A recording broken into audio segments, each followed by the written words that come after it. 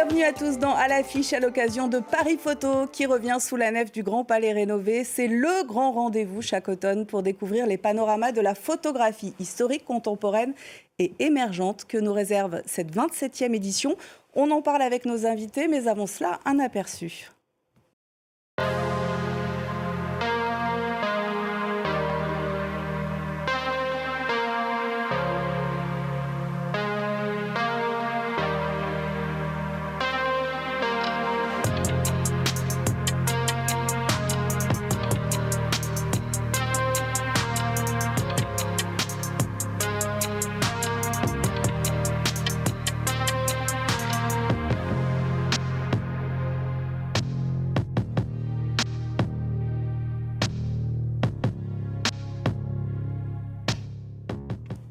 Et bonjour Camille Vivier.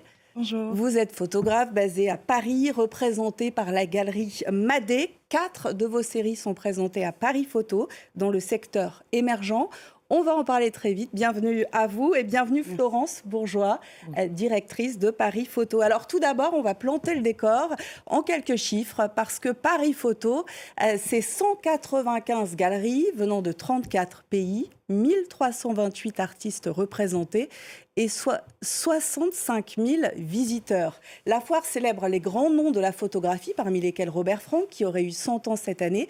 On découvre d'ailleurs ses clichés en noir et blanc.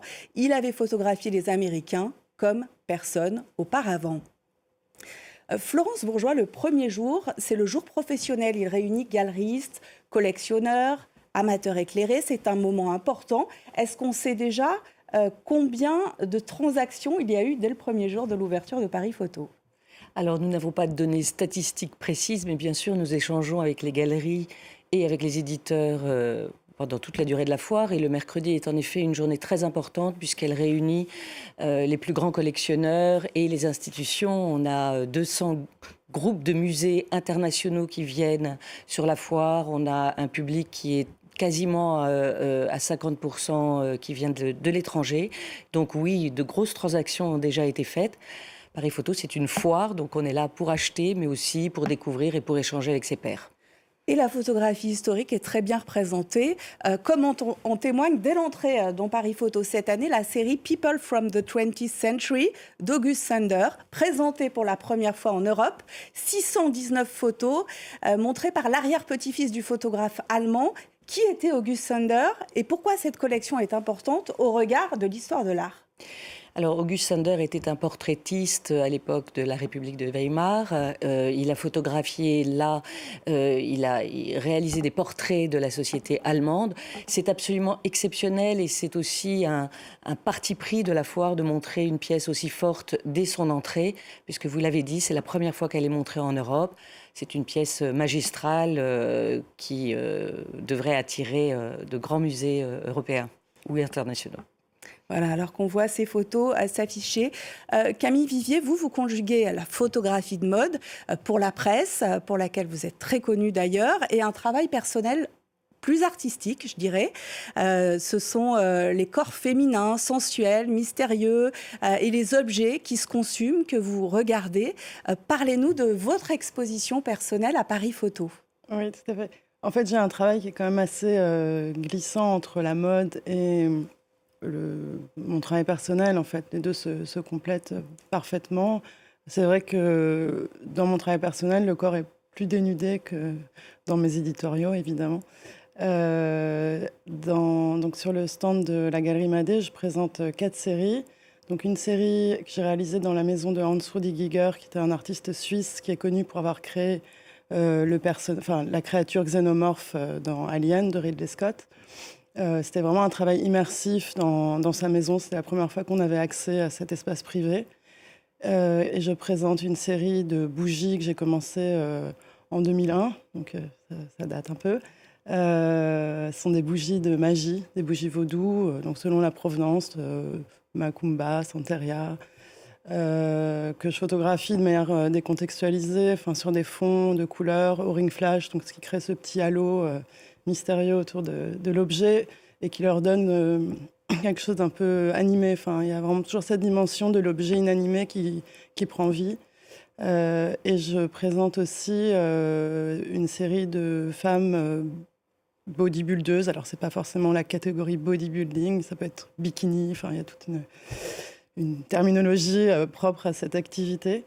Et c'est vrai que le dénominateur commun, c'est un intérêt pour la forme, le corps féminin et la manière dont les deux interagissent et résonnent. Voilà. Bon, ça enchaîne très bien parce que justement, je voulais qu'on parle d'une photo en particulier que je trouve assez intrigante. Une femme avec une ceinture de poids. Qui sont vos modèles? Et ça questionne beaucoup. Pourquoi avoir choisi cette prise de vue, par exemple? Alors, cette photo, elle est assez particulière parce qu'en fait, elle fait partie d'un travail éditorial. C'était pour Numéro Berlin. Mais j'avais fait venir une de mes modèles que j'ai photographiée pendant 4 ans, qui a donné lieu à un livre qui s'appelle Sophie, donc son prénom. Et c'est une femme qui travaille sur son corps depuis des années. Et donc cette ceinture qui est un peu... qui a été inversée, c'est-à-dire qu'elle ne se place pas de cette façon-là normalement, devient une espèce de cache-sexe. Oui, pesant en effet. Ça reprend une esthétique, une imagerie qui peut évoquer le travail de Mapplethorpe, qui est un photographe que j'aime beaucoup. Elle a cette ambiguïté entre le masculin et le féminin. Je pense qu'on comprend que c'est un corps de femme, mais elle a un peu tous les apparats du masculin, enfin, à travers la musculature, et puis cet objet massif. Merci pour ce décryptage, Florence Bourgeois. La photographie, l'image, c'est un territoire que les femmes occupent avec grand talent.